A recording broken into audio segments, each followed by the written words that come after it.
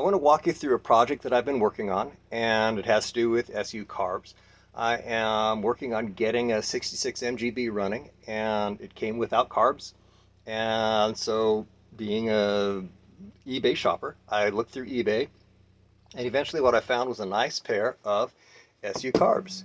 And they were the right bore, and a lot of things matched up perfectly well, except that.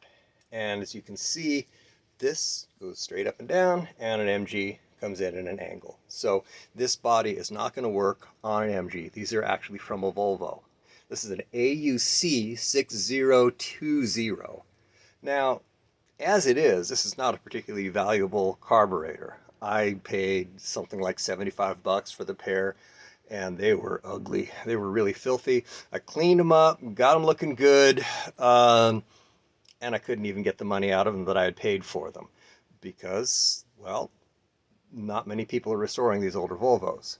So what I wanted to do was to get them running really well, because they would have worked as a core, but people wanted something that was going to be rebuildable. So the first thing I did was I said to myself, well, what's wrong with them? Main thing is this. The throttle shaft is really bad. Terrible shape. So I know how to replace the bushings in there, and it's just a matter of having the right tool, and I'm cheap. I don't like spending a lot of money. So again, I did a lot of research. I'm a professional researcher. I'm a professor of English. So I found this, and this is a Butterfield. I'll give you the number off of it. 3/8 HSW053. And if we measure it out, what we get is the shaft is 5/16. If you are an SU user, you will know that 5/16 is, of course, the bore of the throttle shaft. This is 3/8. And 3/8 is the outer diameter of the bushing. And I was like, this is great, because I've seen people selling things that'll do this job. This one, I think I picked it up for 8 or 9 bucks. So I said, that's great, I'm going to use it. And I did all the stuff you're supposed to do, bored it out, left that little flange in there so that there was still a tight fit on the shaft, installed my shafts, and lo and behold, the shafts themselves were very, very badly worn. And once again, I had a pair of carburetors that I had dumped money into, and that were now worth even less than the money I had put into them. So what am I going to do? Well, at that point I said, maybe I can take advantage of what I've done here and install bearings.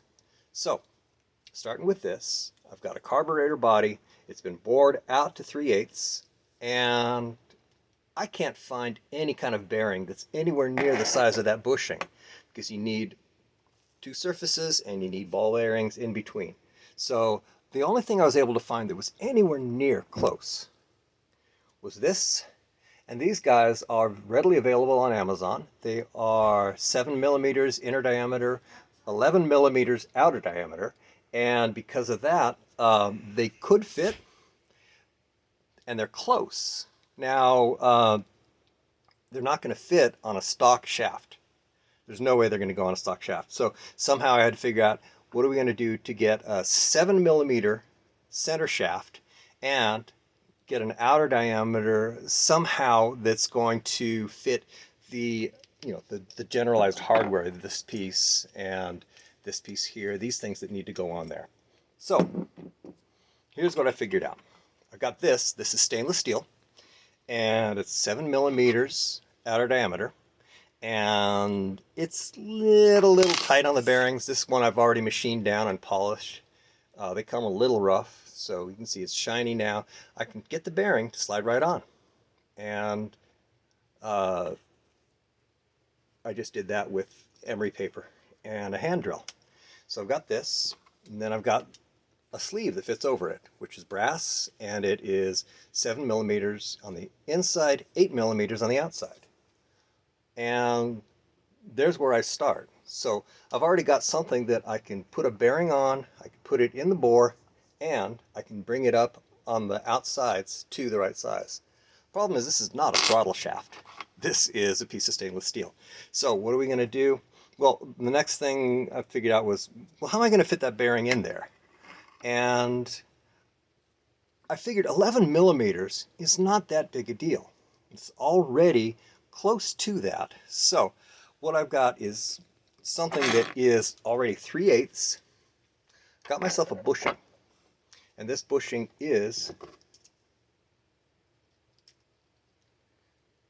29 128ths on the inside, something like that. But the outside is 3/8. So it's going to slide right into that hole that I bored out. And what do we do with the other side? Well, that's where this comes in. This is an expandable reamer, and they're pretty easy to find. And this bushing fits on it absolutely perfectly. So I put this into the hole that I've put into the body of the carburetor. I slide it in, and then I ream out from the back side, bringing it back. And what I did was I reamed all the way through.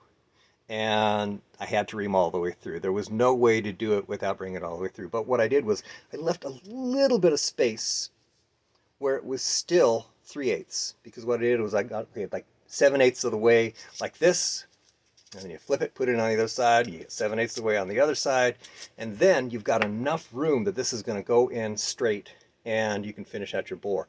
If it's a little bit sloppy, that's not that big a deal. And the reason it's not that big a deal is because you're putting in your bearings with green Loctite, and you want a little bit of room. You don't want a tight fit on a bearing this small, because if there's any binding on it, well, it's not going to spin right. So a little bit loose with Loctite, everything's going to be fine.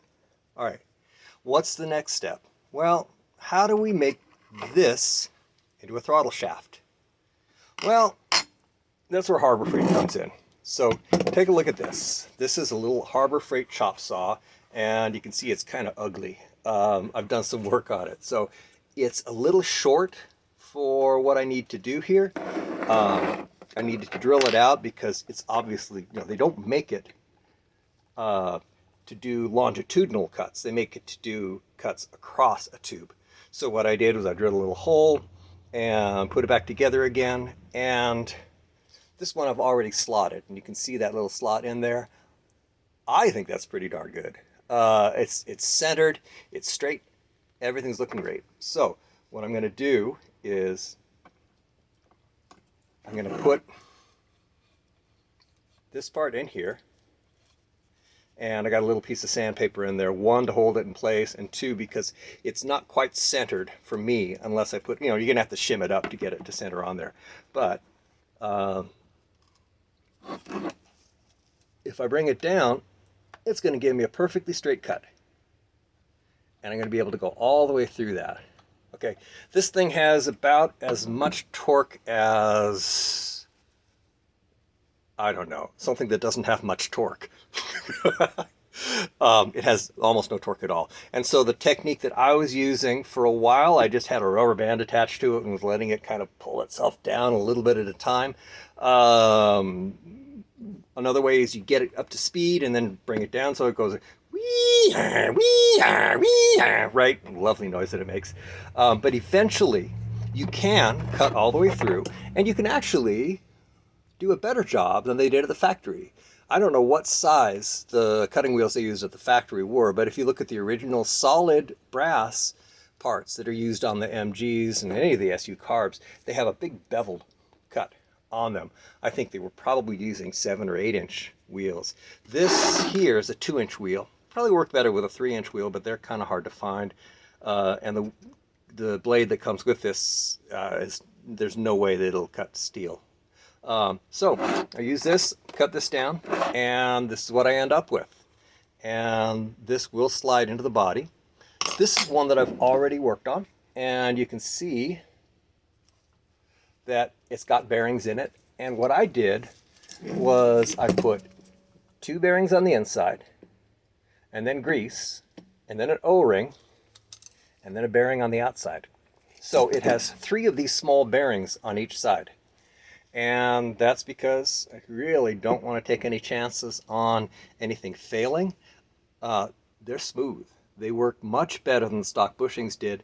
and they are really, really tight. There is no movement at all. There's no leakage.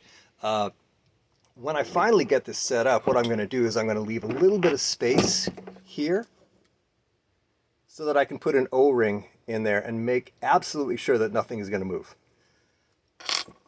All right, so that's the deal. So these are all the parts. So through trial and error and not knowing quite what I was doing most of the time, I ended up spending more than I would have on the throttle shafts. But I now know how to do this, and I think it's a pretty cool thing to know how to do. I'm going to tap them out to M4, which is 4 millimeters. I'm going to use little countersunk Allen head screws to hold the throttle plates in place, and what I'm going to end up with is a very nicely functioning carburetor that I'm still not going to get my money out of, but I hope this was helpful.